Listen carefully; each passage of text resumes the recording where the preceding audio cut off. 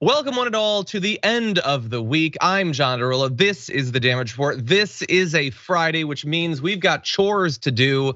Brett, would you mind helping me take out the garbage later on?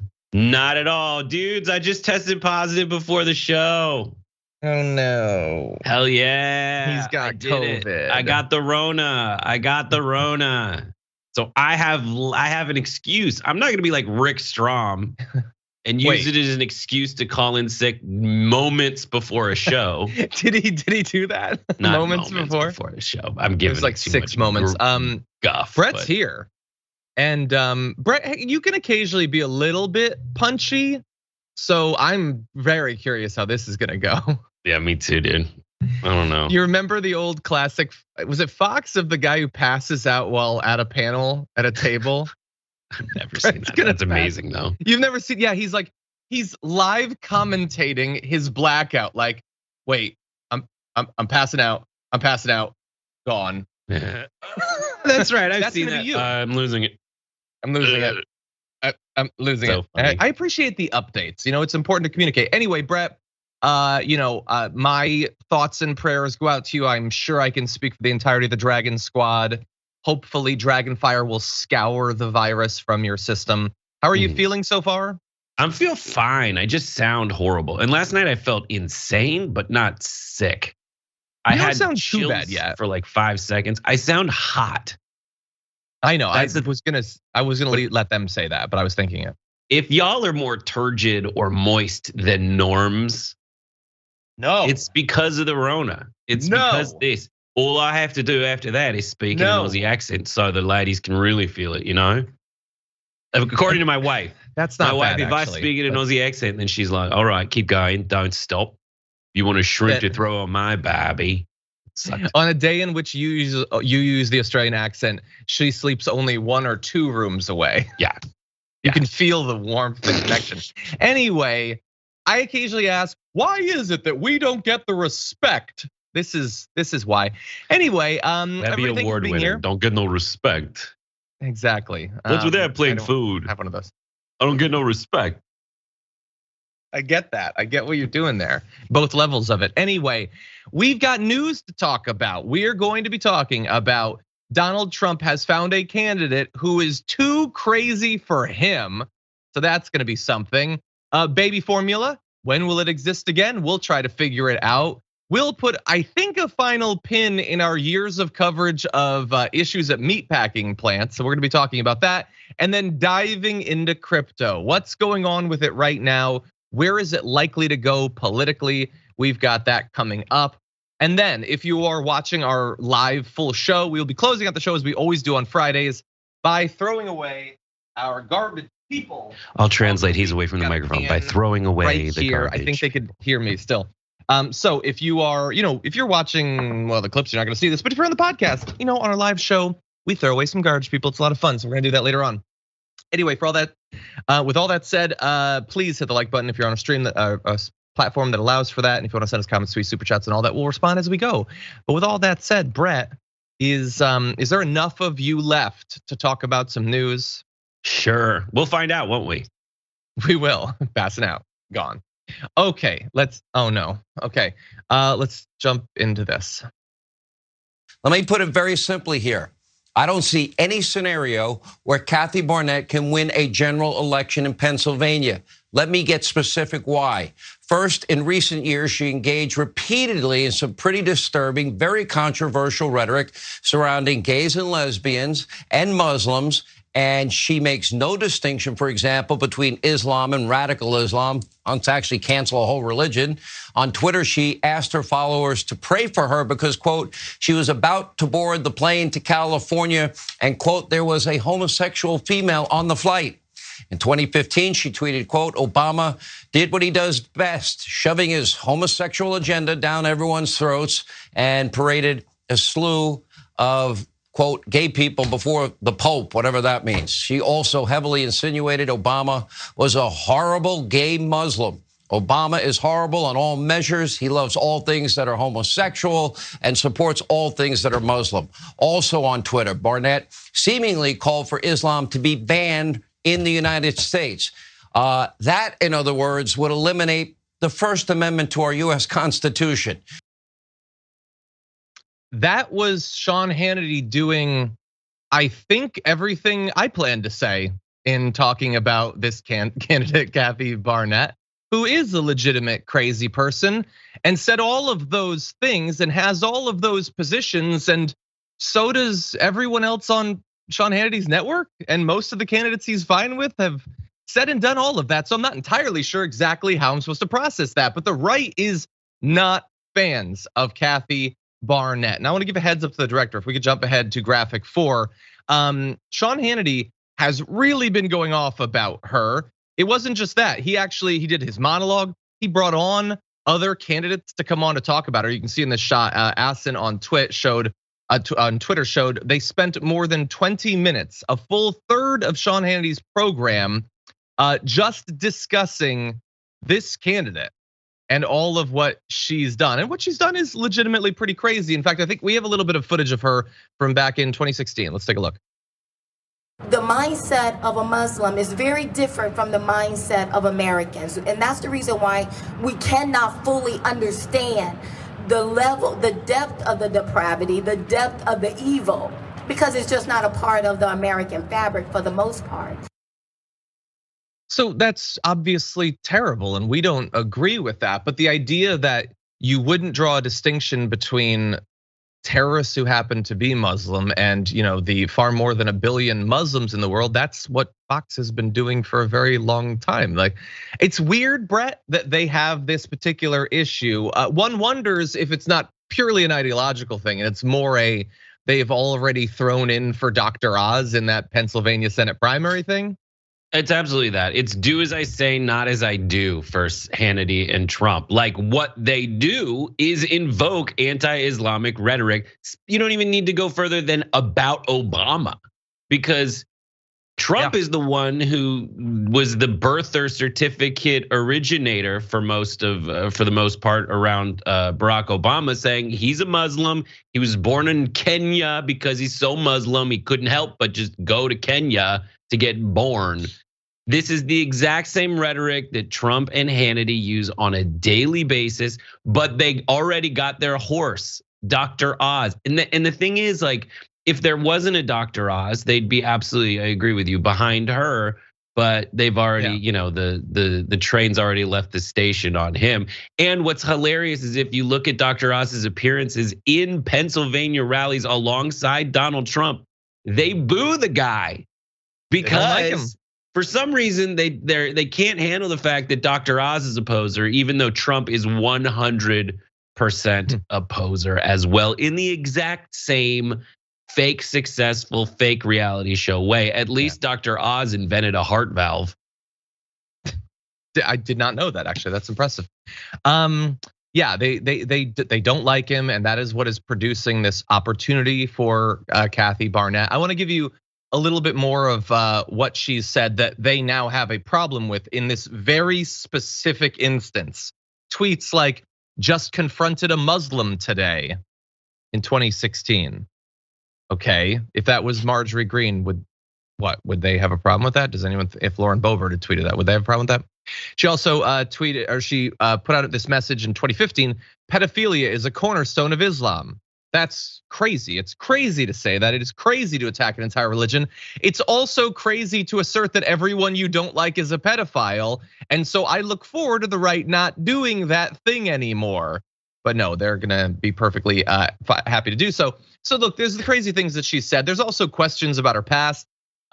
She apparently lived in Virginia as recently as 2018, but now is running to be a senator of Pennsylvania. Doesn't really want to answer questions about, like, when did she actually move? What is her attachment to Pennsylvania? Didn't turn over documents about her military service, says that she served her country proudly for 10 years in the Armed Forces Reserves. Maybe that's true, maybe it's not. A lot of her past is a complete mystery, but to be fair, she only wants to be a senator.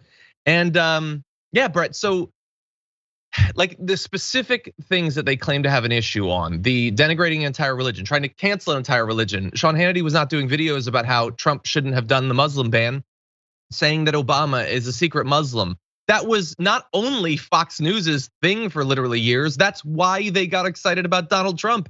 back in 2012, 2013, 2014. So the whole thing just seems so shallow, but they've got a lot of their big name personalities doing it. I wonder if it will be enough to get Dr. Oz across the line. I think it will. Power is power. That's one thing that a lot of people in politics don't understand. One definition of politics is discourse in the service of power. It's not discourse in the service of what's right.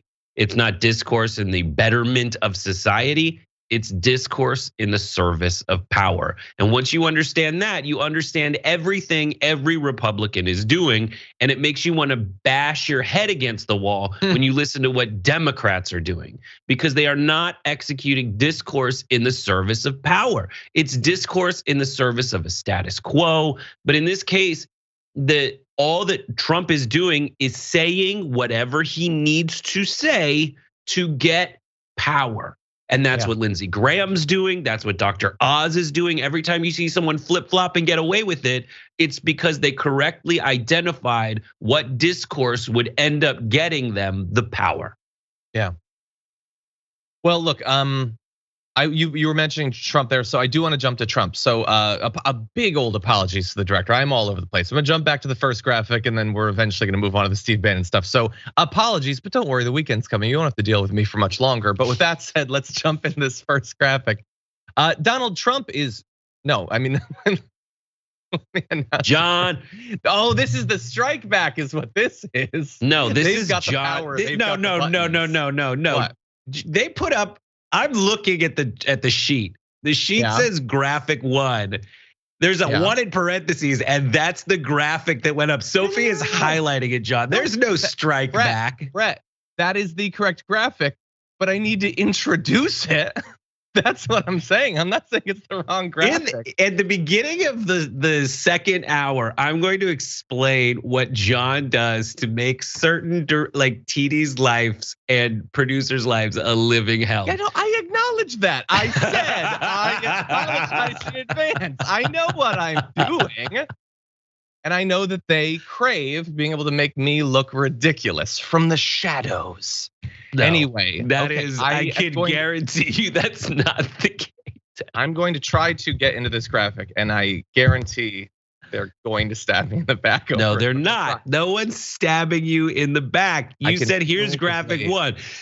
And then you said it. I'm just gonna sit here and I'm gonna resetting. I can't just reset on a graphic. I have to intro it. You understand this? All right, here we go. You have COVID. I feel like I have a fever. What is going on right now?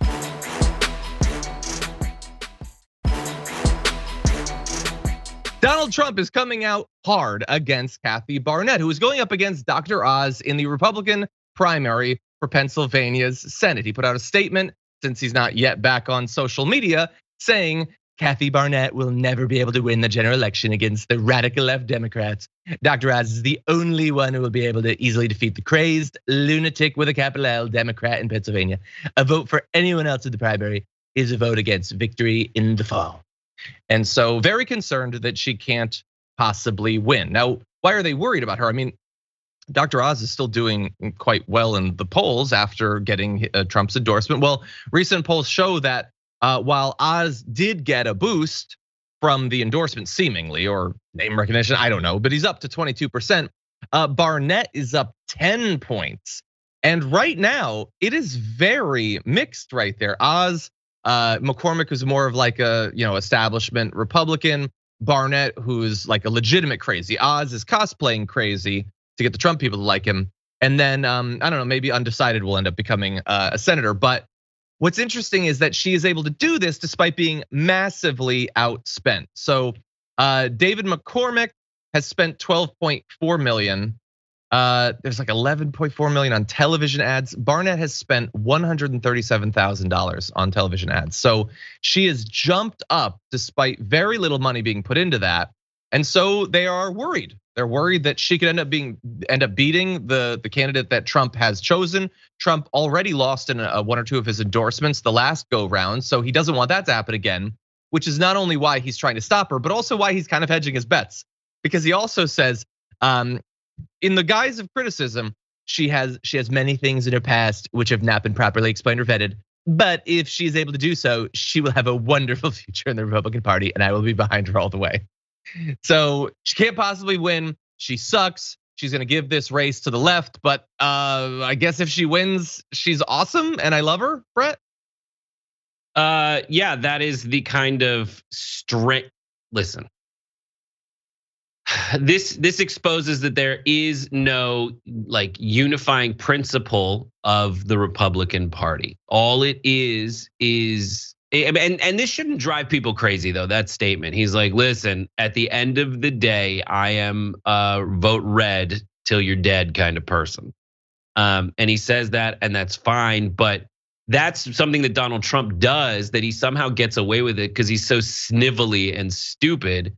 It's because he can, as I said on your show since before he was president, he's just a truffle pig for this kind of stuff. He can smell which way he can tell where it's all going, and so he tries to get out ahead of it, even if as recently as yesterday he was wildly against it. Yeah, 100%.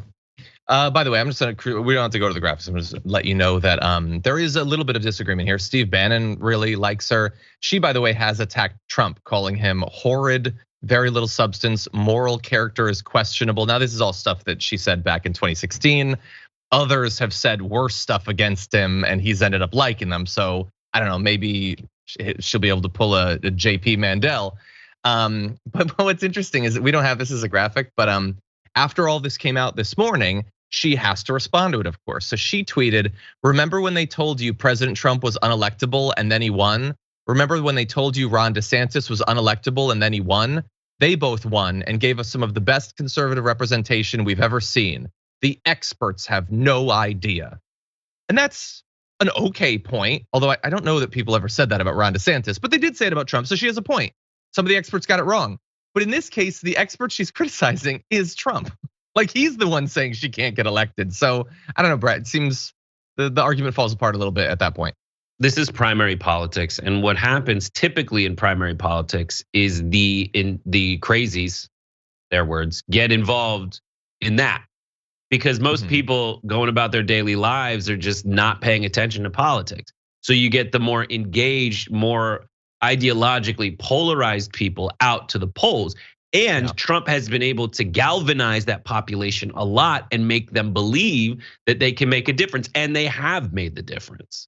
And so in primary politics, those people have a higher propensity to win overall. And then they say that the prevailing wisdom is that in the general election, not only does the more moderate candidate typically win, but the psycho crazy candidate who's been able to galvanize the crazies, for lack of a better term, in their party, then just starts changing their tune and going centrist. And that's something that Mitt Romney got in trouble for saying. He called it the Etch-a-Sketch. You shake the Etch-a-Sketch after the primary and you go angle toward the middle. The difference is these days, Republicans have largely had more faith in the crazies.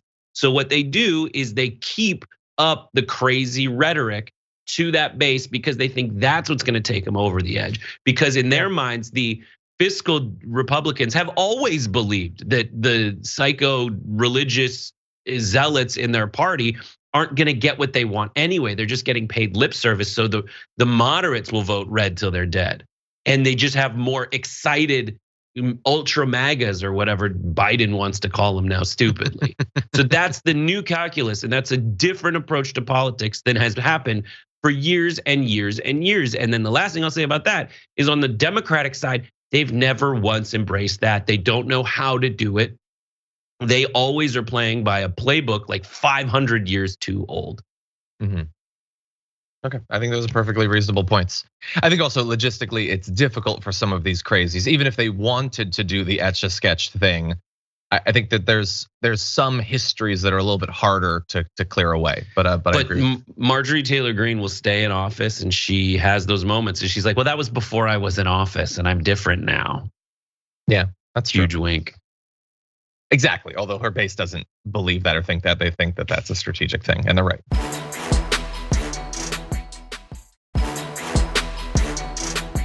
More needs to be done, that we do not want parents, mothers, families out there to be stressed and worried about feeding their babies. That is why the president today had conversations with the CEOs of Walmart and Target, why he had conversations with Reckitt and Gerber about efforts to increase production, why we're taking steps to ensure that we are making WIC dollars available to a range of other supplies. So we're seeing increases over the last couple of weeks. More needs to be done. We're going to cut every element of red tape we can cut. We're going to work with manufacturers. We're going to import more to expedite this as quickly as possible. So that is Jen Psaki facing tough questions about the difficulty in terms of the supply of baby formula, basically across the country, definitely in certain areas. People are having to drive for hours just to try to find some, and that is a significant problem. We're gonna describe how this has happened. Before that though, I do wanna let you know, if you're a particularly dumb guy out there, the answer, it turns out, and we consulted with the nation's best doctors, is not, well, they just start making milk. That's not, I thank you for trying to help with your limited capacity. Turns out, doesn't work exactly like that. Anyway, this is an issue because nearly 1 in 5 babies receive formula within their first 2 days of life. So instantly on formula. By 3 months, less than half are exclusively breastfeeding, meaning they also need some form of formula as a supplement. There are, of course, a lot of babies in the country, and this is the health and possibly lives of babies that are on the line. So this is a very significant issue. And apparently, the reason that we're currently experiencing a shortage is that there was a contamination problem at an Abbott, that's a company factory that produces Similac. Several other brands also had contamination problems. And so Abbott voluntarily shut down the factory in February amid complaints that the contaminated formula potentially led to 2 infant deaths. So very serious issue. I can understand why they thought that it needed to be shut down. And so it's still not up and running. And when you have a couple of companies or a couple of factories that are overwhelmingly responsible for a product being available, that can be a significant issue. And so they are trying to, get through that, bearing in mind that it's also combining with other, fairly long-standing supply chain issues. So there's a lot of issues here. It needs to be dealt with. This is why you have to have responsible governance. And so they are trying to project, Brett, that they're on this. But we'll see. People don't, at the end of the day, want Psaki answers. They want formula on shelves. This happens a lot, cyclically, typically. So gas prices, baby formula, milk, eggs, butter, all of these things, when they get more expensive or more difficult to get, then everyone starts to hate you.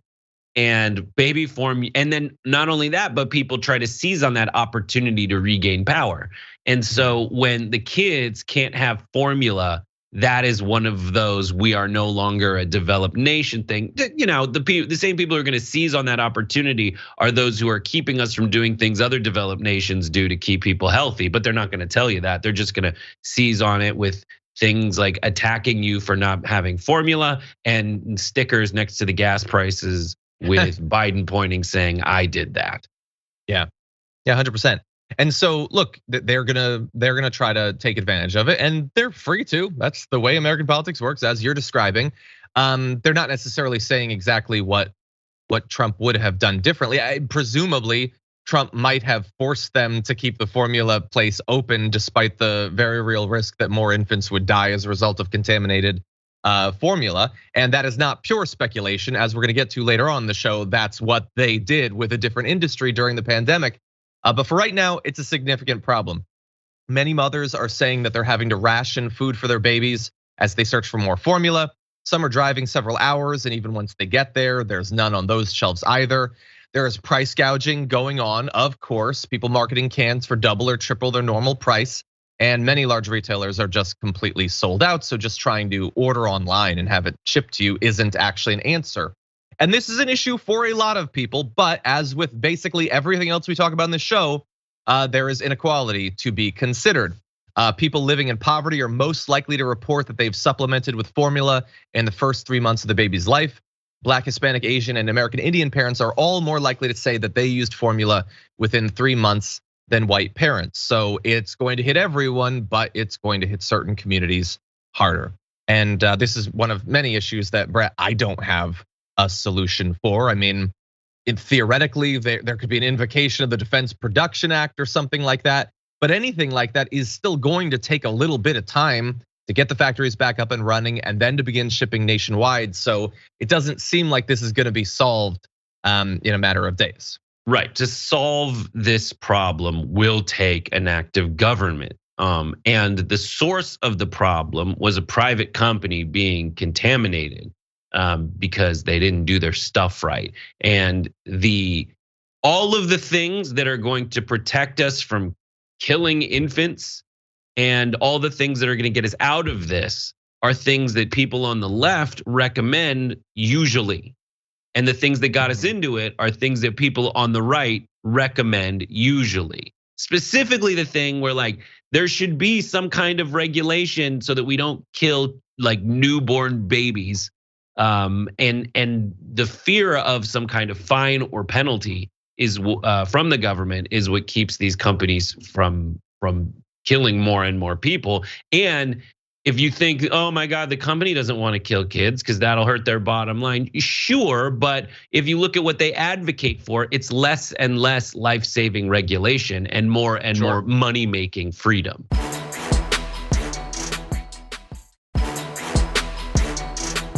Some of the this images is what it looks right like there. In your town, but on the border, the shelves look different. So American families, there's a shortage, but if you're a migrant, don't worry because Uncle Sam has a stash of that.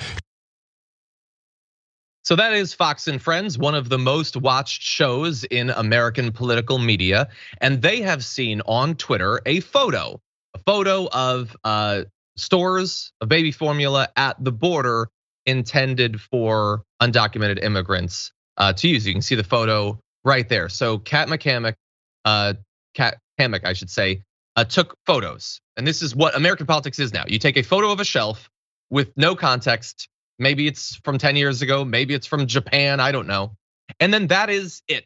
That is our, our news cycle. That is our discourse. So undocumented immigrants are getting formula. Good American white people aren't getting formula. And so Fox and Friends talked about it. And then Tucker talked about it, and Hannity talked about it, and Jesse Waters talked about it, and Laura Ingraham talked about it all in one day. And entire news networks, basically their entire news cycle was dominated by a photo that appeared to show that bad brown people are getting access to formula and your good white baby can't get it. It resulted not only in round the clock coverage on Fox News, but Greg Abbott, governor of Texas, put out a statement saying that Biden has turned a blind eye to parents because that shelf in the Twitter photo had formula on it. He's saying they're out of touch, it's reckless. Our children deserve a president who puts their needs and survival first, not one who gives critical supplies to illegal immigrants before the very people he took the oath to serve. And considering what's been going on with the leak of the SCOTUS and the impending destruction of Roe v. Wade, immediately transitioning to I am not comfortable until these immigrant babies start dying from starvation. That's a hell of a turn, Brett. Listen, it's all free, everyone the freedom of speech is exactly this speech. They're allowed to say whatever they want and they're allowed to construct their own arguments. I think this argument from Abbott is a winner for him, for his people, politically. Yes. It's a winner. And there's no winners on the left, and it's driving me insane. It's okay, you know what? They're not doing anything. They're not messaging effectively. They're not turning this around. Even the public citizen, like, oh, starve these babies. All these counterattacks are like implicit in their argument is still that we need to care about non-American babies than we need to care about American babies. They're like, oh, they want to starve babies. Let me get you on the hypocrisy of being pro-life and then starving babies. Instead of saying, listen, every time, and Marjorie Taylor Greene interrupted a discussion about Ukraine to make a statement about how we're not giving formula to American babies.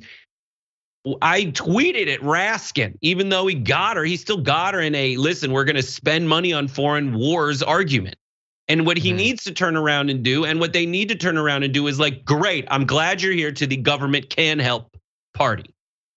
because that's what we try to do. And every time we try to fix something like this, every time we try to get health care for people in America, you vote against it. You do it. We did it yesterday. Every time we try to give freedom for Americans, every time we try to give body autonomy to women, you vote against it. But your focus is on what? Looking at kids' penises before they go swimming to make sure that they're in the right race in the NCAA. Can I see your genitals? The pro-freedom party does that. They vote against freedom and they vote against helping Americans. Where's that fire? Where's that message? I like that. That's good. That's good, Brett. Let's make that an ad. Actually, I do like that. Yeah, look, in some ways, pure advocacy for values is a little bit more difficult because they can put out a message where they know a significant portion of their base doesn't care if these people live or die and kind of like the idea that they would go without, and they can play to that. It's much easier, I think, to play to that than to encourage people to believe that we all deserve consideration, empathy, compassion, and dignity. That is harder. I do like the way that you turn that, though. I think we should run with that. It's a brain dead. This Public's graphic 11. Sorry to do it, but graphic 11. This is a brain dead, bad politics, preaching to the choir tweet. I mean, maybe there's some good Christians that won't like that think. There's still starving babies at the end of this discussion. You're just choosing which babies to starve. No, it's not but that's playing into a ridiculous false dichotomy. Right, but you haven't gotten out of the false dichotomy. One palette of formula, and it's like, do I give it to the migrants or do I give it to people in Dallas, Fort Worth? That's not actually how it works. And by the way, Marjorie Greene seems to think it is very important that formula is available. It is not important that people actually have the money to purchase it if it was on the shelves. She's perfectly happy for people to have to make very difficult decisions that leave millions of American kids, babies, on the brink of starvation every day. Not in this one crisis with this one supply chain issue, but there's food insecurity and people going to bed hungry. That is a constant across America. She doesn't want to do anything to give them the funds necessary to make sure that their kids or babies are fed. She is just using this as an opportunity. She doesn't care about the actual problem, which is broader than one issue with formula. The difference, I agree with a lot of that. And the only difference is where you end up at the end of it. That's my point. At the end of it, you're still like public citizen, and all these takes are still in that photo is what it's all about. Mm-hmm. In my take, we end up with, here's what your entire party is all about. Complaining and offering no solutions. And when we offer solutions, you vote against it. Yeah, that's true. That's true. Same thing with the gas prices. We're not going to relitigate the entire thing, but she and Lauren Boebert would constantly say we need to get the prices down, and literally everything, solution after solution after solution, they were against. Mm-hmm. Anyway, with that said, really wanted to have these two stories linked, but we're gonna have to take a break. When we come back, we will be talking about meatpacking plants, and Brett will invariably make jokes about penises after this.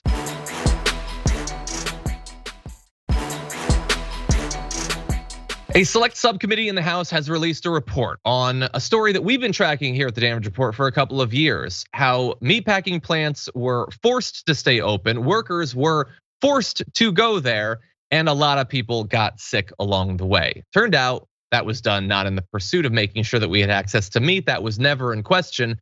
It was done in the pursuit of profit, and a lot of people lost their lives as a result of it. I want to give you a few little excerpts and summaries from this report because it is significant and you might not see much about it.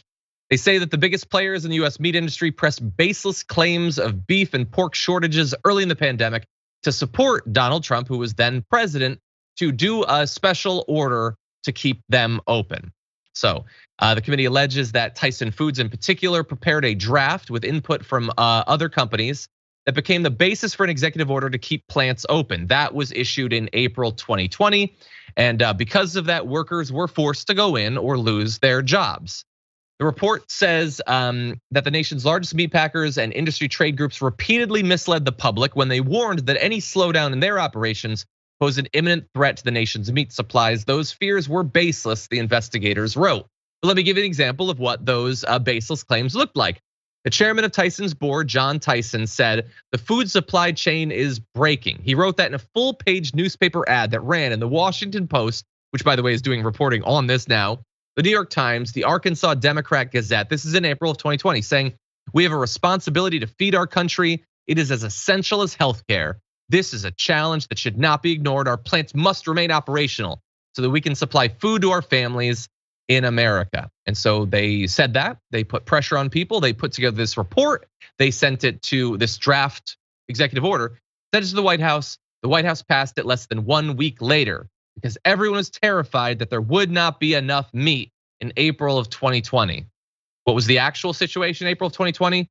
They shipped a record amount of pork exports. 129,000 tons were exported just to China just in April of 2020.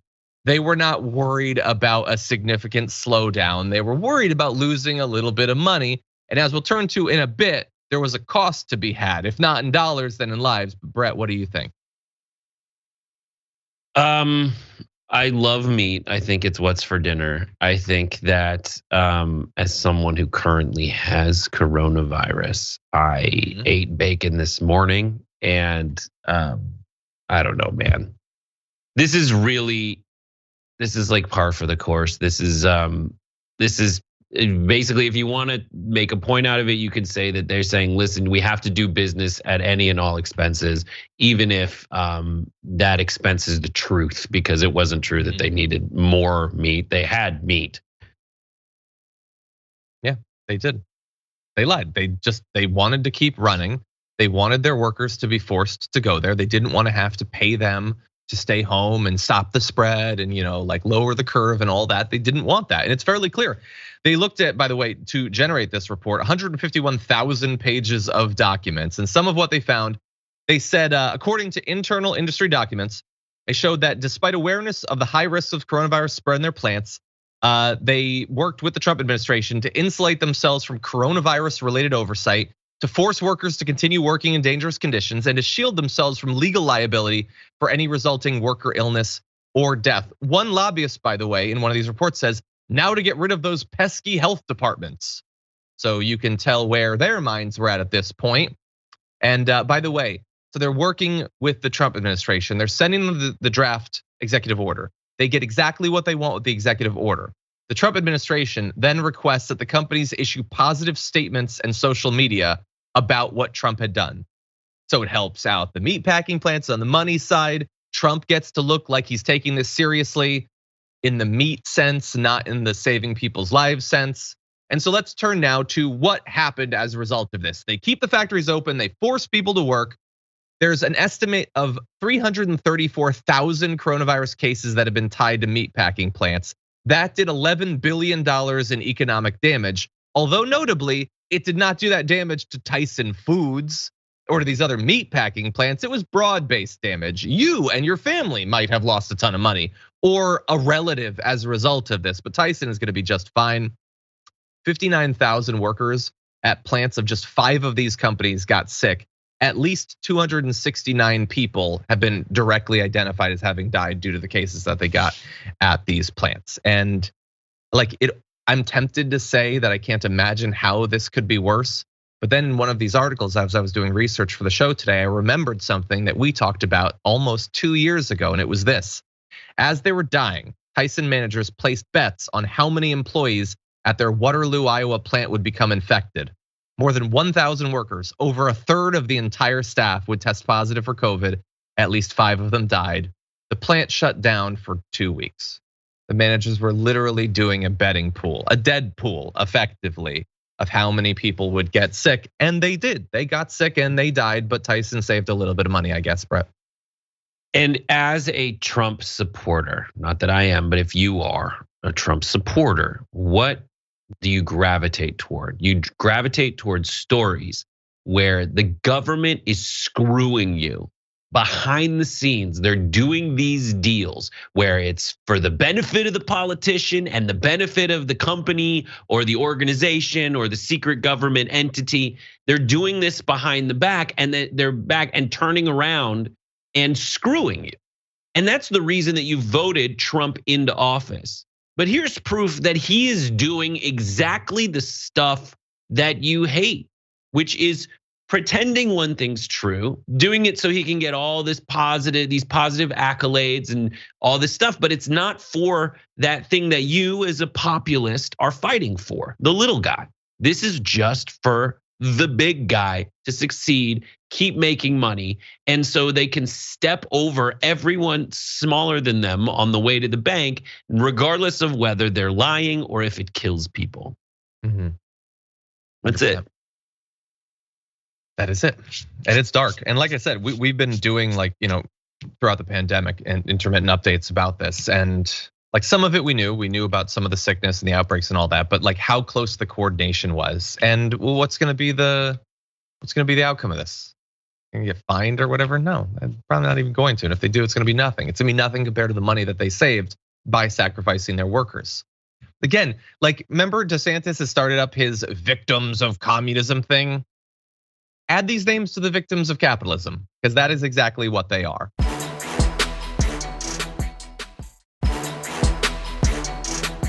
These mere mortals, just like you and me, as they peer over the edge, they calm their minds and steel their nerves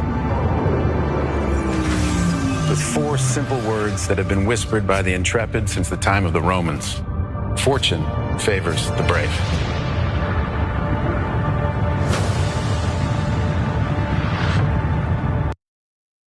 Remember that ad for crypto? You could see it at the Super Bowl and other places. It was Matt Damon, an actor I actually like. It is absolute most condescending, telling you that you're a big wuss if you're not investing in cryptocurrency. And a lot of people have. A lot of people getting into crypto. Matt Damon certainly got paid for that ad. And how did it go a couple months later? Well, I don't know. Bitcoin's price is down 55% from its peak. And by the way, we're gonna give you a couple of headlines.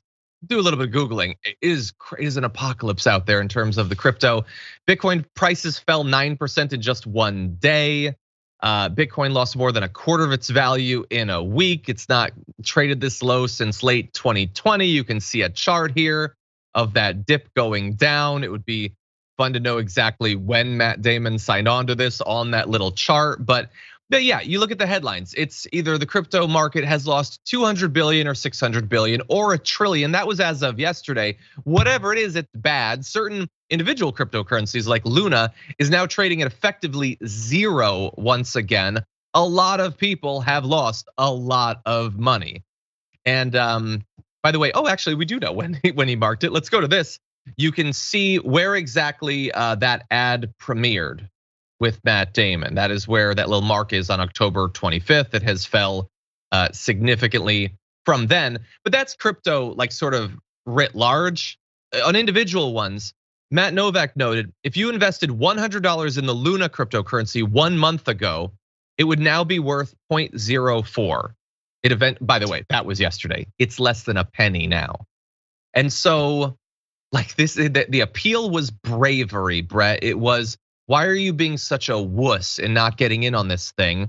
The appeal was never, here are good reasons to believe it's stable and that it will grow. And it's not just based on hype. It's not a scam at all. And a lot of people are gonna lose pretty much everything. Yeah, and it's an unregulated market, and that's what you get. And it's fine if it's just rich people being like, here's $9 extra. I'm gonna see if I can turn it into 9 million. But if it's real people that get sucked into it, which is what happens, and exactly the strategy behind a Super Bowl commercial is to get beer drinking regos to go buy Ethereum. Well, then it is explicitly those people who get screwed. I don't think it worked. Like I think there's enough people out there who are like buying the rumor and selling the news, So like when it got that big, a lot of the crypto people were like, oh, I'm out now. You got Matt Damon in there. And I think the funniest thing about that ad with Matt Damon where he's in space is like, he was in this movie called Elysium where everyone else was left behind on planet Earth while the rich people had this awesome space station. That's literally what's happening in the commercial that he's in. He's Jodie Foster in Elysium, not Matt Damon. You've changed, bro. You've changed. Exactly. And look, I still like him, but like, don't take financial advice from actors. And if you do, why Matt Damon in particular? But like, I guess some guys think Matt Damon is tough. And if Matt Damon calls you a wuss, then you're gonna like knee jerk put all of your money into an unregulated digital currency. I guess we've been warning people for a really long time about this. And And I don't relish it. Like there are some rich people who will have lost some money on this, but my worry has always been regular people who are desperate to finally make money, knowing that wages don't seem like they're ever gonna go up. Home ownership is damn near impossible. How am I ever supposed to get the money for a down payment? Maybe with an ape, maybe if we go to the moon, I can do it. And that is the sort of desperation that these people are playing at.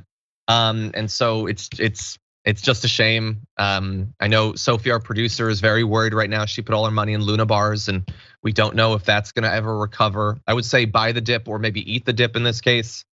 And that's what we've got. Okay, I don't think that we have time to do this last thing. I think that we should just chill, right? Yeah. Anyway, it's gonna be really interesting, by the way, to see. I'm an idiot. Don't take financial advice from me. And by the way, the stock market isn't doing well. It's not like it's just crypto, it's stocks as well. But while I am an idiot, in theory with the stocks, like Disney is down, but Disney owns IPs, they own amusement parks, they have a streaming service with millions of subscribers. There is reason to believe the price could go up based on something that exists, that is real in one way or another. With the cryptocurrency, it totally could go back up. It could go back up and eclipse the highs that it's faced. And in that case, buying the dip would make sense. But the only way that it goes up is purely based off of if people think that it will. It is nothing more than perception. And maybe that's enough. It doesn't seem like enough to risk your life savings, to risk your home, to risk your marriage. I don't know, Brett. Again, I'm an idiot. Don't take advice from me. That's all I'm gonna say. Yeah, or anyone on TV. I think, in the original Bitcoinization, the original Bitcoin concept, it was people, two groups of people. It was people who thought this was the future and people who were like, well, there's enough people who think this is the future, I should get in on it, among other things in my diversified portfolio.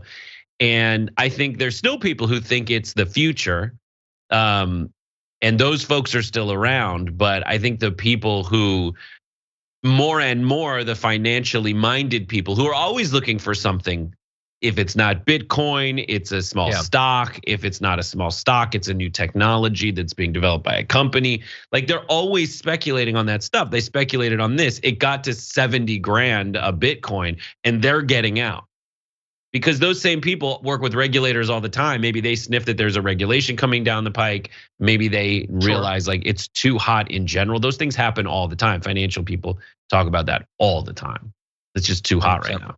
Cancel. Yeah. We will see. We will see. Okay, we got 30 seconds. If you're on one of our linear platforms or listening on the podcast, thank you as always for listening to the show. We really do appreciate it. If you are on one of our other platforms, of which we are on many at this point, Brett and I have got more that we're gonna be talking about, including throwing away the garbage people of the week. So don't go anywhere. We're gonna take a quick little break, but Brett and I will be back after this. Pitchfork's Dragon says Brett is a national treasure. He should host a TYT primetime show to catch West Coast viewers. I just don't think he's as someone tweeted something similar. It's like as director of programming here who is involved in the decisions as to what shows to make. I just don't think the guy's likable. Maybe he should smile more. Come on, Brett, give us a smile. I got that when I did a Nerdist News pilot. I was like pilot host Nerdist News. They were like, "Can you smile when you say these jokes?" I was like, "No one does that." So I was like dry joke. Blah blah blah blah blah. Yeah. See, you should watch Pitch Meeting. He smiles while he jokes. Anyway, Hilltop Ironwork says Angry Brett rocks. These people are one media training away from saying the 14 words. Pitchfork's Dragon then goes on to say in a super chat, that rant was incredible. Brett is a national treasure. He should have a TYT primetime show. Hashtag replay squad. He really wants this. He wants replays and Brett plays. That's what he wants. Okay, people are bringing up Marjorie Greene spending like campaign cash for a $92,000 SUV. Raskin could have turned that around and asked how many containers of Similac could have been bought with that. Yeah. Anyway, Leu Veneer, member for 17 months at tier 2 says, Brett, I'd love to hear from you. You should be on the Hell site. Rawr. Power Bottom Dragon, John, you're great too. Wait, which Hell site? He's already on Twitter. Isn't that the Hell site? I think that's the Hell site. Anyway, Andrew Allman super chatted to say, get well soon, Brett. Your dragon meow sounds really deep due to your COVID case. There's a real Phoebe thing going on right there. Maybe I get that. I understand that reference.